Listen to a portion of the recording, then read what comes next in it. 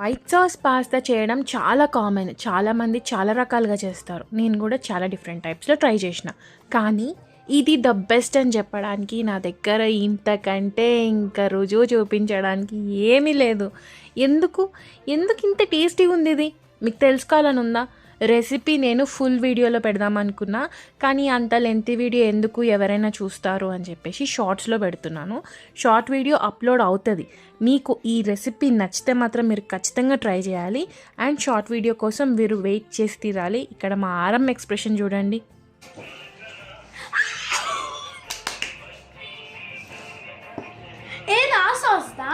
Yes, Still tasty.